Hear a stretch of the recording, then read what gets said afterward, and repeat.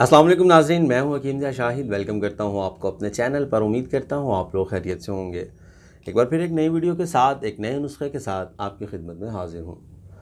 दोस्तों, अभी कुछ वीडियोस पहले मैंने आपको ख़वातीन के हवाले से एक वीडियो दी थी, जिसमें ख़वातीन के पिस्तानों का ढीला हो जाना, लटक जाना, ये मैंने बताया था उसमें कि क्या वजूहात हो सकती हैं। माँ का फ़ीड करवाना या कमज़ोरी की वजह से, मतलब और भी बहुत सारे सिम्टम्स आ जाते हैं इसके।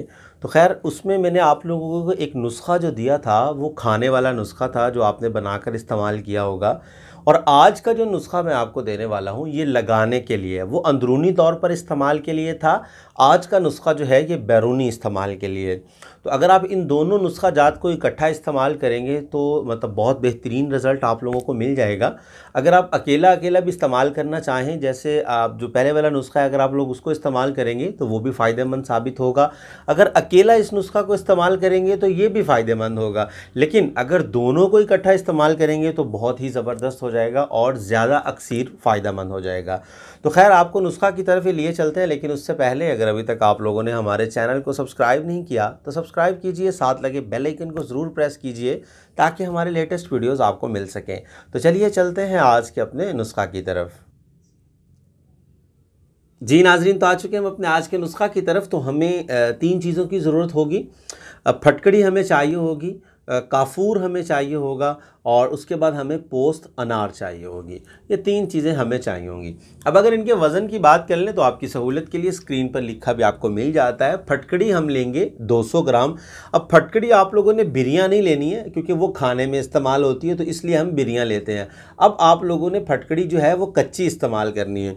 तो फटकड़ी हम लेंगे 200 ग्राम, काफूर हम लेंगे 200 ग्राम, और पोस्त अनार, अनार का छिलका जो है वो हम लेंगे 70 ग्राम। तो ये आपका जो है मुकम्मल एक दवा जो है वो बन जाएगी। आपने इन तीनों चीज़ों को बारीक पीस लेना है, पाउडर की शक्ल में आपने इसको ले आना है, और इस पाउडर को जो है आपने इस्तेमाल करना है। यही आपकी दवा है। अब इसके इस्तेमाल करने का अगर तरीका की बात कर लें तो थोड़ा सा आपने मतलब 1 से 2 चम्मच आप किसी छन्नी में ले लीजिए, उसमें आप पानी शामिल कीजिए और उसका पेस्ट बना लीजिए। जब आपका पेस्ट बन जाएगा तो ख़वातीन हज़रात जो हैं वो इसका इस्तेमाल ऐसे करेंगी कि उन्हें ब्रा चाहिए होगी थोड़ी सी सख्त टाइट। मतलब अगर आप मतलब आप बेहतर आप लोग जानते हैं कि जो आप ब्रा का साइज़ यूज़ कर रहे हैं उससे आपने 1 से 2 नंबर कम ब्रा ले लेनी है जब आपने इसको इस्तेमाल करना है। अब आपने ये करना है कि इसको अच्छे तरीके से दोनों पिस्तानों पर लेप करना है। लेप करने के बाद आपने जो मतलब ब्रा का साइज़ है उससे कम वाली ब्रा जो है वो आपने टाइट करके पहन लेनी है। ये रोज़ाना रात को आपने इस्तेमाल करना है, और ये खुश्क हो जाएगा जब मतलब जो लेप आप करेंगे ये खुश्क हो जाएगा तकरीबन 15 से 20 मिनट, आधे घंटे के अंदर। और उसके बाद जो है आपने ये आहिस्ता आहिस्ता झड़ना शुरू हो जाएगा, तो आपने इसको आराम से वॉश कर लेना है। और याद रखिएगा, नीम गर्म पानी से बिल्कुल नहीं धोना, ठंडे पानी के साथ आपने, अब तो वैसे भी गर्मी आ गई है तो ठंडे पानी के साथ आपने पिस्तानों को धो लेना है, साफ़ कर लेना है।